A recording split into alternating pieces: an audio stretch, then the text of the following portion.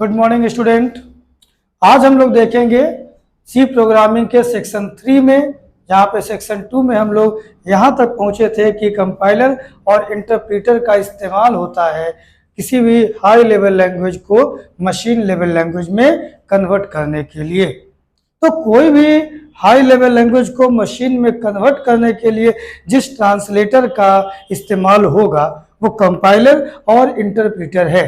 ये दोनों मिलकर काम कैसे करता है उन चीजों को समझना है। दोनों ही ट्रांसलेटर है, दोनों ही अपने अपने जगह पे काम कर रहा है, लेकिन दोनों में कुछ कुछ डिफरेंसेज हैं। वो डिफरेंसेज को ही हमें समझना है, जिससे हम लोग देखेंगे। तो सबसे पहली बात हुई कि मान लिया कि आपने कोई कोड लिखा, जस्ट सपोज कि आपने कोई कोड लिखा, जैसे अभी हमने कोई कोड बताया नहीं है, तो मान लिया जाए हमने कोई कोड नहीं जब बताया है, तो आप केवल इस तरीके से समझ लें कि मान लो हम लोग 5 लाइंस का कोई कोड लिखते हैं, ए बी सी डी और ई।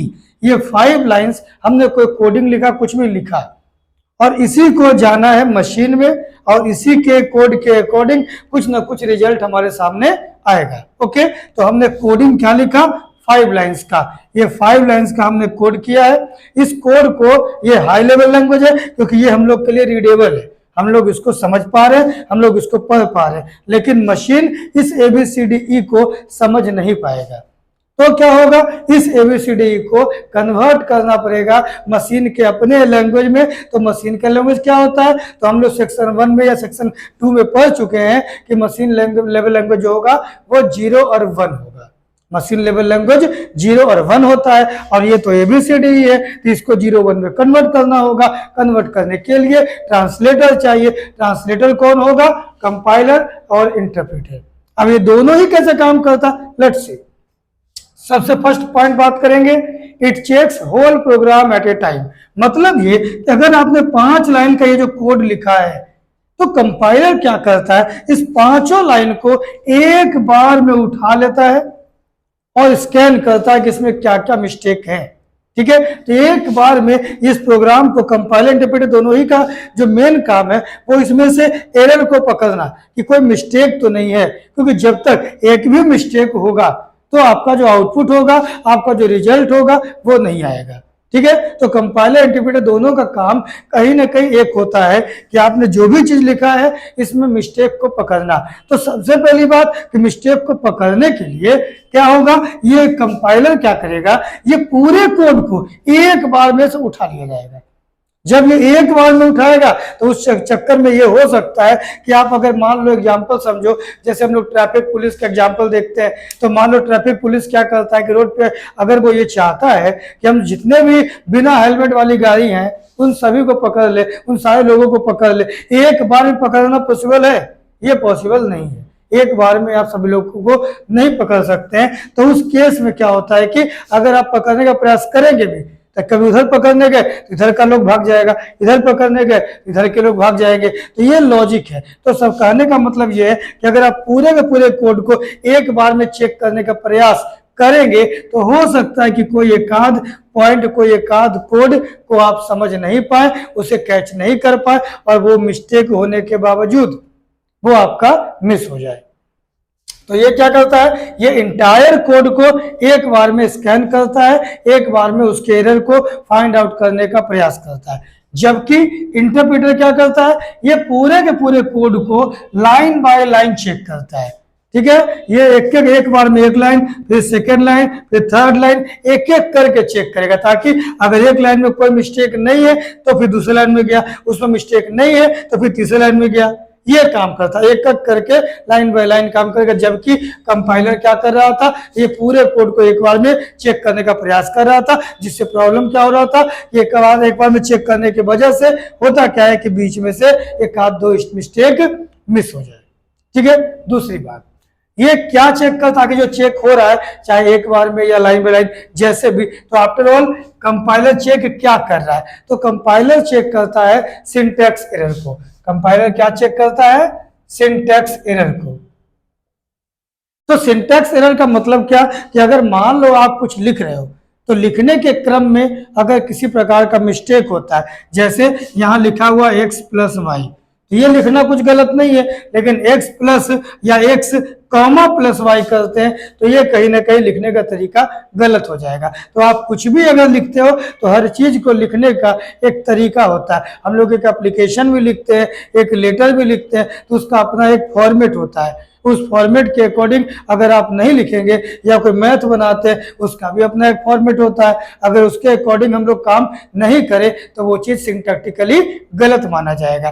तो कंपाइलर क्या होगा, ये सिंटैक्स एरर को चेक करता है कि आपने जो लिखा, यानी कि अगर मान लो x प्लस वाई लिखना है और उसके बाद ये कॉलोन देना है, अगर आपने ये कॉलोन न देकर आपने क्या किया, सेमी कॉलोन न देकर कॉलोन दे दिया, या फिर दिया ही नहीं, या फिर आपने दो सेमी कॉलन दे दिया, ऐसा कुछ भी अगर आप मिस्टेक करते हैं तो इस मिस्टेक को कहते हैं सिंटैक्स एरर, और इस एरर को फाइंड आउट कौन करता है, कंपाइलर। जबकि हम क्या बात करेंगे इंटरप्रीटर का, तो ये क्या करेगा, ये लॉजिकल एरर को चेक करता है। लॉजिकल एरर करने का मतलब ये है कि आपने जो ऑपरेशन किया उसमें कोई दिक्कत नहीं है, आप जो ऑपरेशन कर रहे हैं उसमें कोई भी दिक्कत नहीं है। मतलब ये कि अगर मान लिया जाए कि आपने कर दिया x प्लस वाई, कोई दिक्कत नहीं है, दो नंबर को जोड़ा जा सकता है, x minus Y, X into Y, X divide Y, और x का डेटा मान लो कि x का वैल्यू 7 और y का वैल्यू 2, जस्ट सपोज।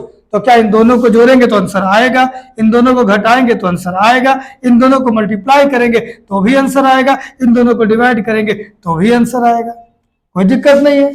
लेकिन अगर हम कोई भी काम कर रहे हैं और उस केस में परेशानी क्या हुई कि मान लीजिए कि y का वैल्यू हमने डाल दिया 0, तो अगर हम ऐड करेंगे x प्लस वाई तो आंसर क्या आएगा 7, माइनस करेंगे तो आंसर क्या आएगा 7, अगर हम इंटू करेंगे तो आंसर क्या आएगा 0, लेकिन अगर डिवाइड करेंगे तो 7/0 ये आपका इनफाइनाइट होगा। इसका मतलब कि आंसर कैलकुलेट नहीं होगा।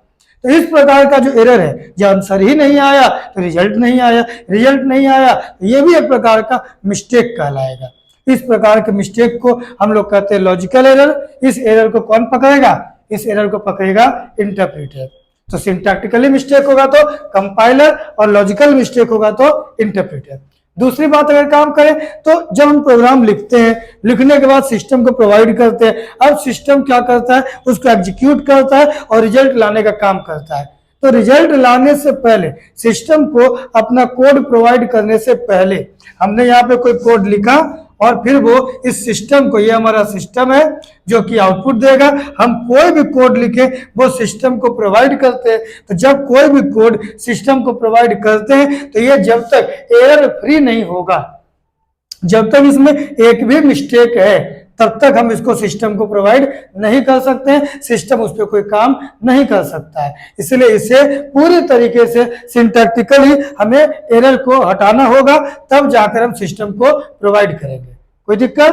तो जब हम लोग करेंगे क्या कि पहले कंपाइलर सारे सिंटैक्स एरर को हटाएगा। इसका मतलब कि ये काम कब करता है, बिफोर रनिंग द प्रोग्राम, यानी हम जो प्रोग्राम सिस्टम को प्रोवाइड करेंगे एग्जीक्यूट करने के लिए, आउटपुट देने के लिए, तो उस केस में आउटपुट देने से पहले हम लोग एरर को यहाँ पर सॉर्ट आउट कर लेते हैं।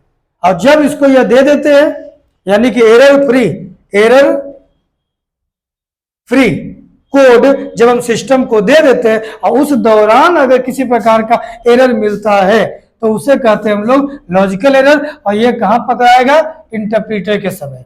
तो इंटरप्रीटर क्या करेगा, ये आपको प्रोग्राम को रन करने के समय एरर को पकड़ेगा, और कंपाइलर क्या करेगा, वो आपको रन करने से पहले ये काम करेगा।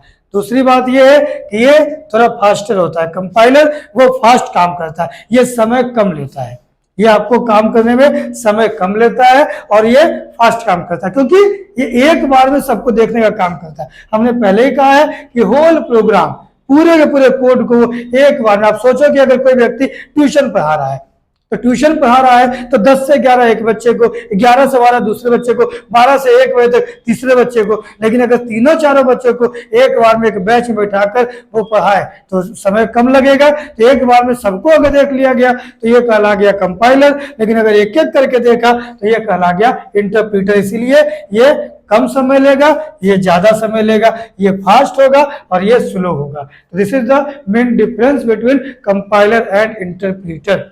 आगे के वीडियोज में हम देखेंगे कि कोडिंग के लिए क्या क्या टर्म हमारे पास उपलब्ध हैं, कैसे हम लोग कोडिंग करेंगे। तो आज के लिए इतना ही, थैंक यू।